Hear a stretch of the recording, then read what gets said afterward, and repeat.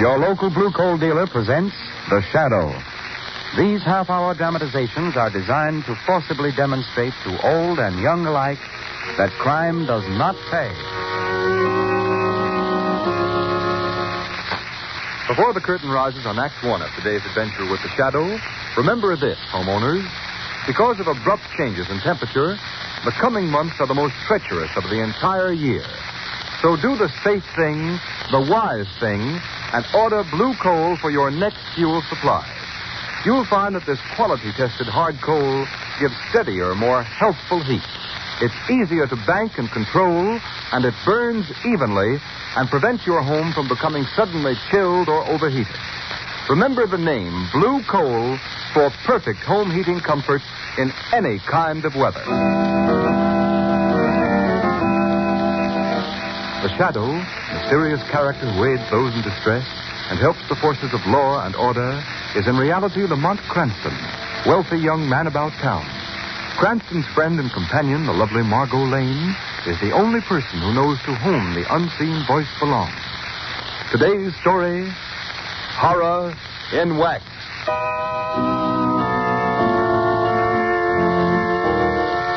Lieutenant Carter, I want you to check that new list of stolen cars with a 4 o'clock detail before the men go on duty. All right. You, Benson, take a squad of 20 men and help Cardona with the detail that's guarding the mayor at that rally tonight. Okay. And you, Brophy, you better... just a minute. Hello? Commissioner Weston speaking. What's that? When did this happen? All right. Give me the address. Yeah. 22 Prince Street. I got that. Yeah. I'll send a man out right away. Brophy. Yes, Commissioner Weston. This is a job for you. Rest of your men can go now. Get out on the job and keep awake. Okay. Here you are, Brophy. Take this address. It's a rooming house out on the south side. Woman's been found dead in one of the rooms. Ah, now the poor thing. Murdered by some blackguard, I suppose. Never mind shedding any tears about it. Get out there and find out what happened.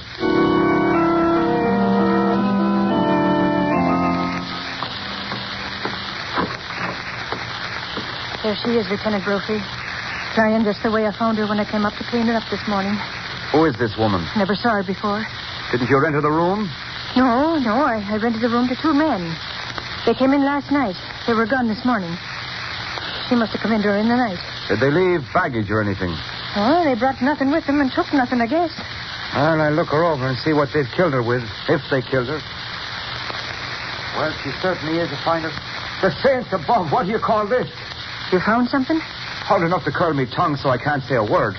Here, feel that hand there. You want me to touch her? Oh, no. No, you don't. The hand is as stiff and hard as a rock, and so is the arms and her face. Why, sure, this is no woman at all. It's a wax figure. Wax figure? Certainly. The lads that rented the room and left us here were likely as not a couple of dress salesmen. Nothing more. Then she's not really dead? No deader than she's ever been. It's the devil's own things they send a police officer out on nowadays. Well, what'll I do with this wax figure? You leave it where it is. We'll send the wagon for it. Maybe the wives of one of the men can cut her clothes on it.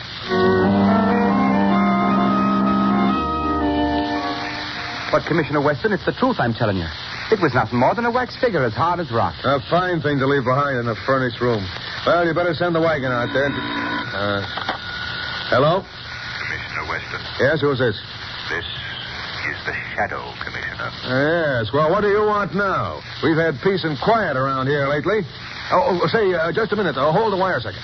Listen to that Shadow fellow, Brophy. I'm going to have some fun with him, listen. Shadow, we just got a case that has us all baffled. Would you like to help us? Of course, Commissioner. You know I'm always willing to lend whatever assistance I can. Oh, fine. Well, here's the dope. A woman's been found dead at 22 Prince Street, out on the south side. We don't know who she is or how she died or a thing about her. I'll put the case into your hands if you want to tackle it. Well, I'd be glad to, Commissioner. I'll go out there right away and investigate. That's fine. But, Shadow, you've got to make me one promise. Well, yes, Commissioner. What is it? Well, the medical examiner hasn't cleared the case yet. So I'd appreciate it if you wouldn't touch the body or disturb it in any way. All right, Commissioner. I hardly think it'll be necessary. Well, good luck then, Shadow. I'll see you later. Oh, no, Commissioner. You'll hear me later. How's that? Oh, yeah, okay. I'll hear you later. Opie, he fell for it. Yeah? Fell for it. Hook, line, and sinker. I'd give me eye teeth to be there when he examines that dead body. This is funny, Brophy. We've got the Shadow, the great crime expert, investigating the death of a wax figure.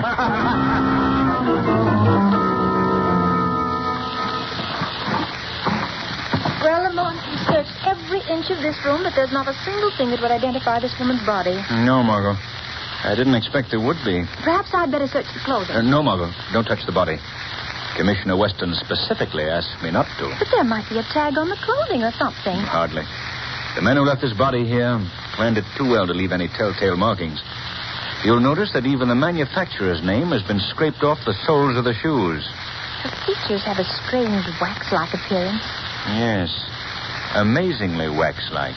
Well, if there's nothing more to do here, Lamont, I won't be a bit sorry to leave as soon as possible. All right, we'll go, Margot.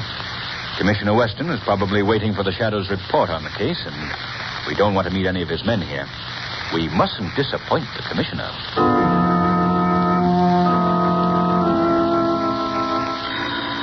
Wait a minute, Brophy, till I see who this is. Hello, Commissioner Weston speaking. Hello, Commissioner. This is the Shadow. Oh, yes. Well, Shadow, how did you make out? Have you made any progress on that case I gave you? Yes, Commissioner. A little, I think. The case is fairly obvious. You don't say. The woman did not meet her death in that room. What's this? You're sure about that, I suppose? Positive. She died someplace else and was brought to the room. Well, it didn't take you long to figure that out, did it? What are you going to do, Shadow? We've got to find the men who brought the woman there. You're getting off on the right foot, all right. But how are we going to find them? Have you figured that one out? Not exactly.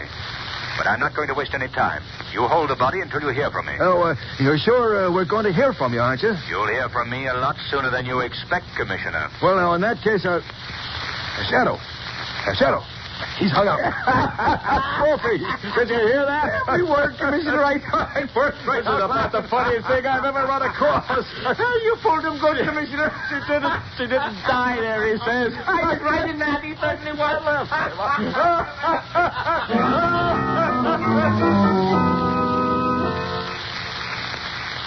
You're regarded, Professor Whitehead, as an outstanding authority in these matters, and I want you to know that I trust your judgment implicitly. Thank you, Cranston. Of course, it's a fairly common knowledge that from time immemorial, scientists have labored with the idea of preserving life through freezing, waxing, mummifying, and various other such methods. Yes, I read only recently where a group of Russian scientists froze a man and then performed a very difficult operation.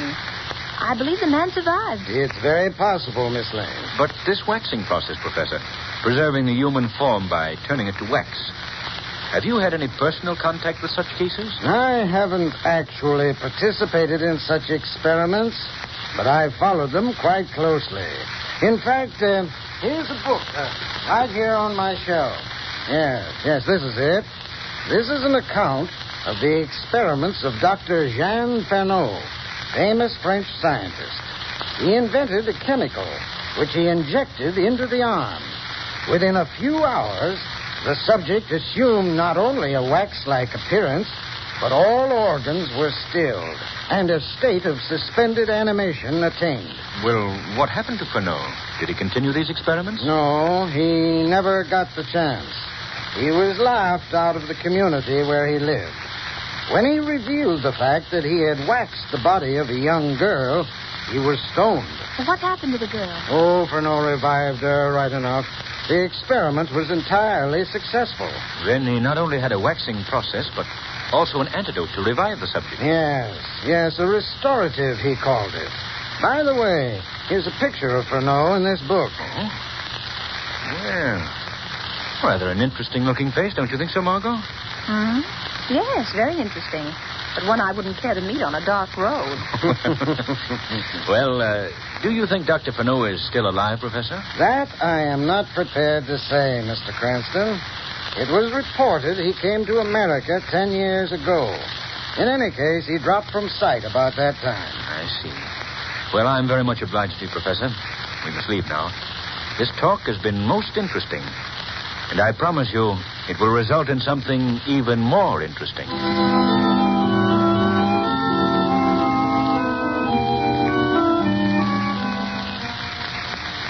Are you nearly finished, Lamont? Yes, Margot. Quite finished.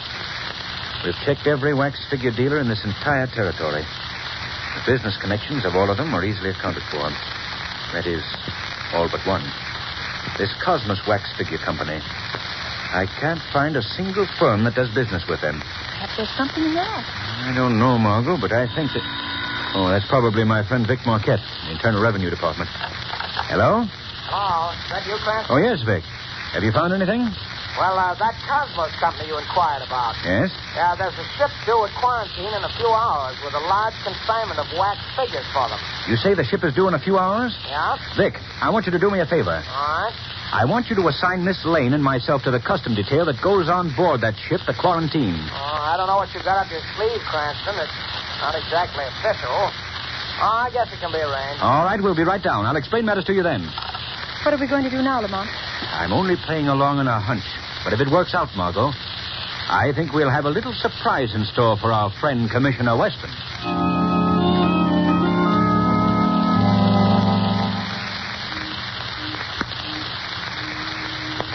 You're the man in charge of this shipment of wax figures? Oui, monsieur. Do you always store them in staterooms? Wouldn't it be less expensive to ship them in the hold with other freight? Oh, but, monsieur, these figures are not freight. They're works of art, as you can see. Yes, they're really amazing. I don't believe I've ever seen such lifelike figures. Yes. The attention to detail is astounding. Even to birthmarks and scars. Well, we're very much obliged to you for letting us see these figures, sir. And good night. Good night, monsieur. Good night, madame. Good night. Don't say anything for a moment, Margot. Let's get down to the companionway. Here, Margot. Now tell me, did you notice anything unusual about those figures? I thought they were simply astounding reproductions of the human features. No, I don't mean that. Did you notice on the left arm of each, there was the tiniest puncture, such as might have been made by a hypodermic needle? No, Lamont, I hadn't noticed. What do you think it means? I don't know exactly, Margot.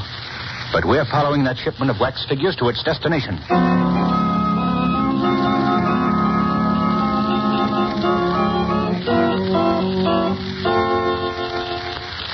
In a moment, you'll hear Act 2 of today's story.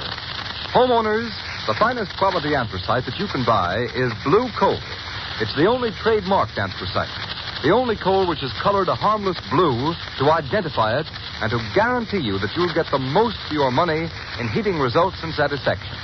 That's why it's important to insist on blue coal by name when you order fuel. Once you've used blue coal, you'll agree with me and with countless thousands of satisfied homeowners that it certainly is different from ordinary hard coal. And that difference is in the steadier, more healthful heat blue coal gives you, plus the fact that it requires less furnace attention. That's because blue coal is a guaranteed product of Glen Alden, the nation's largest coal company. Each ton of blue coal is carefully sized, prepared, and washed to remove any existing impurities. But most important of all, each carload is submitted to a thorough laboratory test to guarantee its superior quality before it's accepted for shipment. Those are the reasons why blue coal banks and burns better and gives longer intervals between firing. Those are the reasons why it will pay you to order blue coal by name if you want perfect all-around heating comfort and satisfaction in the treacherous months ahead. Call your nearest dealer. His name is listed in the Where to Buy It section of your classified telephone directory under the words Blue Coal.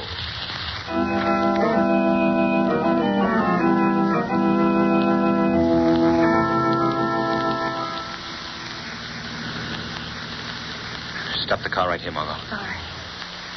That's the Cosmos building, just ahead there. Dingy-looking place, Lamont. Doesn't appear as though there's anybody inside. Yes, there is, though, Margot. Look down at the back there. You can just see a bar of light filtering through that shuttered window. Oh, yes. What do you suppose they could be doing in there at this hour of the night? They've already gotten the shipment of wax figures from that freighter. That's probably what occupies them now. Better turn off your headlights. All right. We'll sit here and wait a while. Look, Lamont. That side door is opening. Someone's coming out. Sit tight, Margot, and watch. It's a man. He's coming this way. Yes. Quiet. Margot, Look at this man. Look at his face. Why? Well, Lamont, this is amazing. It just can't be possible. Quite possible, Margot.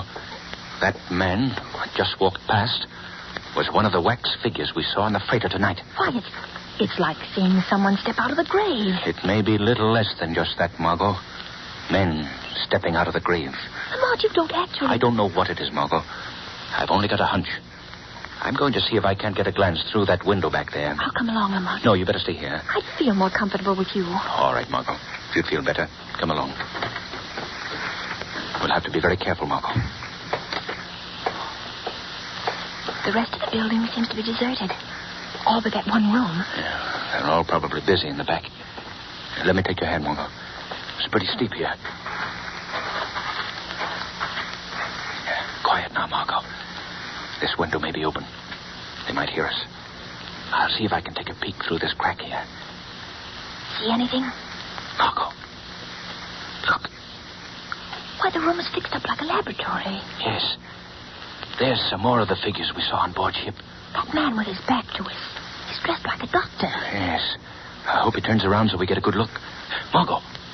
Over there in the corner. Recognize that face? Why, yes. It's the man that was in the ship cabin. The one who took care of the wax figures. Right. There, Lamont, the other man's turned around. Look at him. Yes. Isn't that the man whose picture Professor Whitehead showed us? Yes, Margot.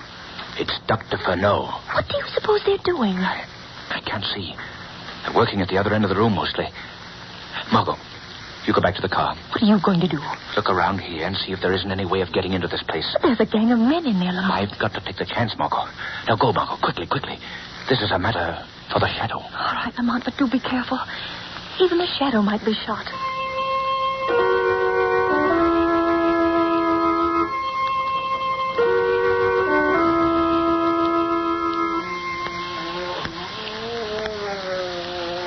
Doctor, this one is coming too. Very good. Give the wax figure another injection of the restorative. Half quantity this time. Say, Doc, that guy's groaning like he was in awful pain. That is as it should be, Chip. The muscles and tissues are losing their rigidity. The process is often very painful. Gee, this sure is a great idea of yours, Doc. Imagine turning people to wax with a jab of a needle, and with a jab of a needle, bringing them back again. Don't have quite so much to say, Chip. I wonder how people would react if they knew of your great accomplishment, Doctor. They would laugh. Laugh as they always do at things they don't understand. They laughed me out of the legitimate pursuit of my science. But now I have the satisfaction of accomplishment. Oh, where am I? Where am I? Say, that guy's coming too now, Doc. You're all right, my man. You've reached your destination. Then this is America? I am in the United States? Yeah. Put these clothes on. You must leave here at once. You will listen to my instructions, my good man, and be sure you follow them to the letter. Yes. In addition to the sum you have already paid us for smuggling you into this country, remember that our agreement is that you pay us 25% of your earnings for the next 5 years. After 5 years, you will return for another injection of the restorative. If you fail to come back for this injection, you will become wax again, and for all time. If you fail in your obligation to us, or if you ever reveal the means by which you were smuggled into the country, you will be denied the restorative. The effect, of course, will be the same. You understand? I understand. Dress then and go. Monsieur le Docteur, this one, he does not revive. I'm afraid he will not. You men on the boats are becoming very careless with the waxing fluid. We had a girl die on our last shipment. But I assure you, Doctor, I followed your instructions exactly. One injection, so much as is in this hypodermic, every 12 hours. You must have miscalculated the time. My solution cannot fail. Here, Chip, this body will have to be disposed of, as you disposed of the girl a few days ago. Okay, Doc, it's as good as done. I want you to... What's that? What's the matter? You hearing something? I thought I heard footsteps outside. I'll take a walk around outside. No use taking chances. I will go with you. Okay, we'll take this guy out with us. Come on, you. Yes, I'm dressed now. I go. Be right back, Doc.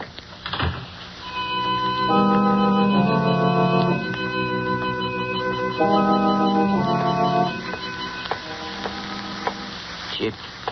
What is it, Murat? That car over there. Do you see anybody in it? Yeah. Yeah, I think I see a face.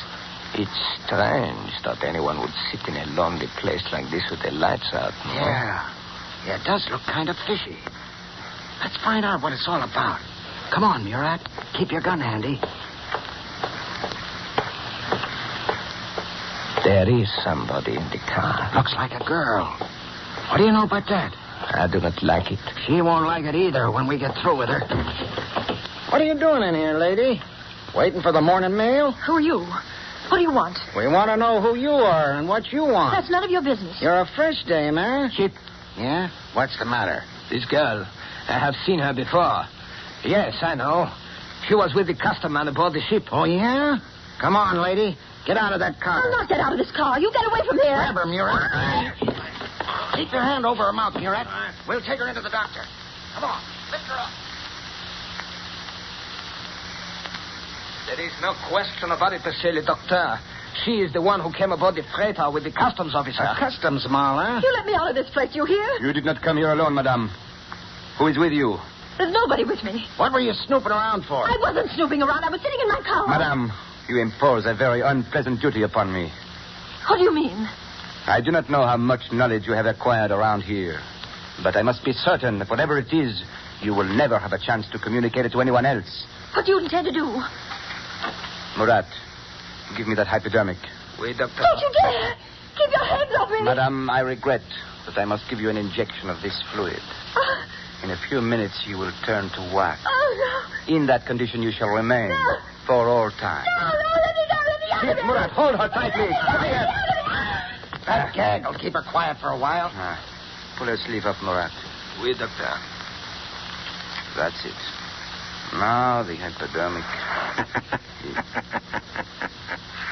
Not quite so fast, Doctor. Who was that? Who spoke? I did, Dr. Furneaux. Who are you? I am the Shadow. Shadow? I do not understand. What is the Shadow? I've heard of this guy. He's the enemy of the underworld. Nobody can see him. This girl, she is with him? Yes. Dr. Furneaux, release her. Take that gag out of her mouth. Ah, you are very clever, monsieur. Very clever.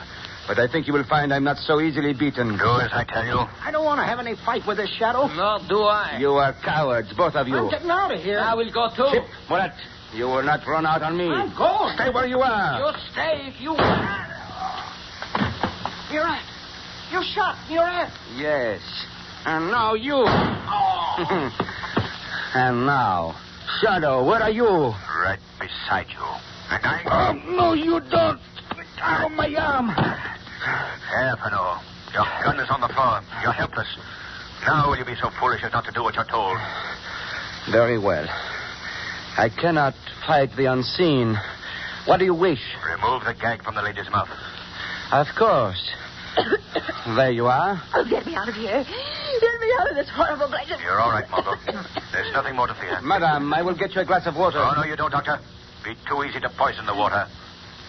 Dr. Furneaux, you are coming with me. And where would you take me? To the police. They will deal with you. I am afraid I will have to disappoint you, monsieur. Life and the people of the world have humiliated me enough. They will never subject me to the humiliation of a criminal cell. What do you mean, Doctor? This hypodermic I hold in my hand will answer your question most eloquently. Many people have known the result of my great discovery. Now, I shall know it myself in its ultimate. Doctor, I beg of you, don't destroy yourself. There's always hope for a man of your skill, even though you've so grossly misused it. No, monsieur. The world laughed once. Now it will neither laugh nor weep. One injection, an overdose. So, and you shall witness firsthand, monsieur, the results of a great discovery. Doctor, don't. You mustn't do this. It is You done, really mustn't. monsieur, it is done. I destroy the last bottle of the restorative.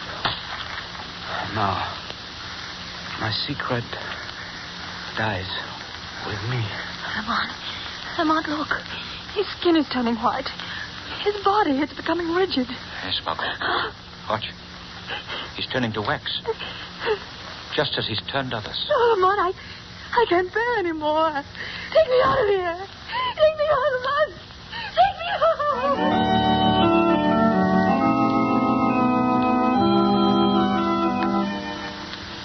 You mustn't worry any more, Lamont. I'm quite all right now. Well, now, you've given me a couple of very anxious days, Margot, since our encounter with Dr. Fenot. Well, I'm sure I could never stand such an experience again. Now it appears as something I've dreamed. Lamont, what of those people Fenot smuggled into the country? They'll die in 5 years if they don't receive the injection. Why, Margot, that was simply a bluff. I've checked through Fenot's notes. He used this ruse simply to hold them to their promises. They're quite safe. I'm glad. It's strange.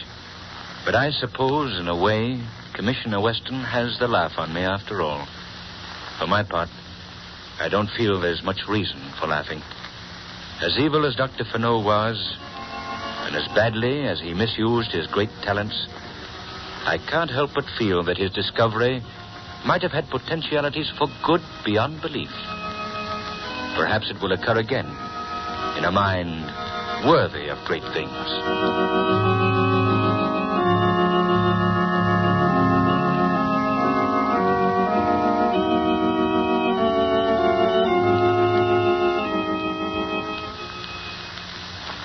Now a word from Blue Coal's heating expert, John Barclay.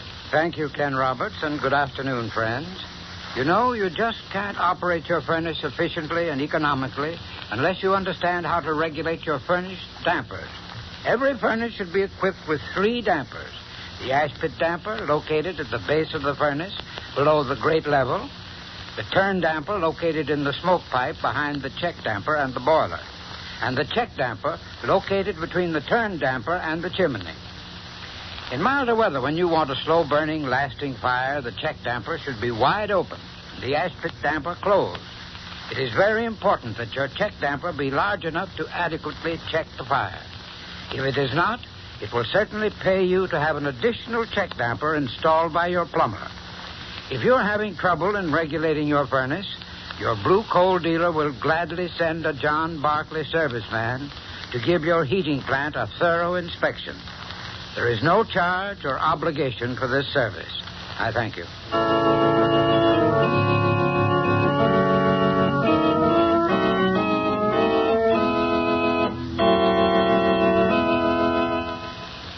Today's program is based on a story copyrighted by the Shadow magazine. All the characters and all the places named are fictitious. Any similarity to persons living or dead is purely coincidental. The Shadow magazine is now on sale at your local newsstand.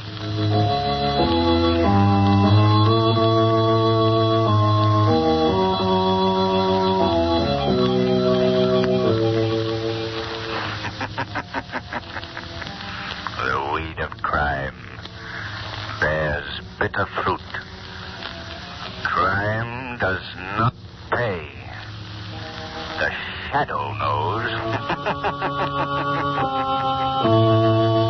Next week, same time, same station, Blue Coal, America's finest anthracite, will again present another thrilling adventure of the